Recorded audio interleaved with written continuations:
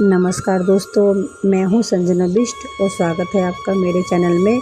कथा में आगे बढ़ने से पहले मेरे चैनल को सब्सक्राइब करना ना भूलें, साथ ही बेल आइकन का बटन भी प्रेस कर दें।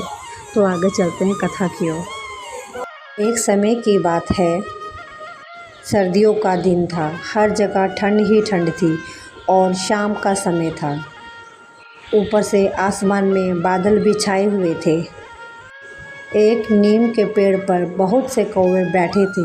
वह सब बार बार काँव काँव काँव काँव कर रहे थे और एक दूसरे से झगड़ा भी कर रहे थे। उसी समय एक मैना वहाँ आई और उसी पेड़ की एक डाल पर बैठ गई। मैना को देखते ही कई कौवे उस पर काटने के लिए टूट पड़े। बेचारी मैना अकेली थी। वह कहने लगी, बाहर बादल छाए हुए हैं और ठंड भी है और अंधेरा भी हो गया है।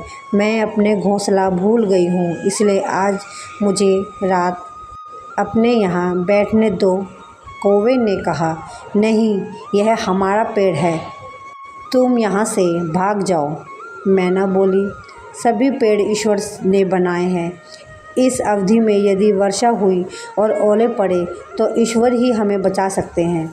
मैं बहुत छोटी हूँ और तुम्हारी बहन भी हूँ। तुम लोग मुझे बस आज रात के लिए शरण दे दो, और वैसे भी तो मैं तुम्हारी बहन जैसी हूँ। तुम लोग मुझ पर दया करो और मुझे यहाँ बैठने दो। कौवे ने कहा, तेरी जैसी बहन हमें नहीं चाहिए। बहुत आई ईश्वर का नाम लेने वाली, ईश्वर के भरोसे ही यहाँ से चली जा। पर मैना नहीं गई, वह उस डाल में बैठी रही। कौवे ने कहा, तू नहीं जाएगी तो हम सब तुझे मार देंगे। तभी कौवे काँव काँव करके उस पर झपटने लगे। ये देख बेचारी मैना वहाँ से उड़ गई और थोड़ी दूर जाकर एक आम के पेड़ पर बैठ गई। रात को आंधी भी आने लगी और बादल गरजे और बड़े बड़े ओले बरसने लगे। वहाँ कौवे काँव काँव करके चिल्लाने लगे। इधर से उधर, उधर से इधर भाग रहे थे, चिल्ला रहे थे। ओलों की मार से वह घायल होकर जमीन पर गिर पड़े। बहुत से कौवे मर गए। मैना जिस आम के पेड़ पर बैठी थी, उसकी एक डाली टूटकर गिर गई। डाल टूटने से उसकी जड़ के पास एक जगह हो गई। छोटी मैना उसमें घुस गई और उसे एक भी ओला नहीं लगा। और जब रात कटी, सवेरा हुआ और थोड़ी देर बाद चमकीली धूप निकली।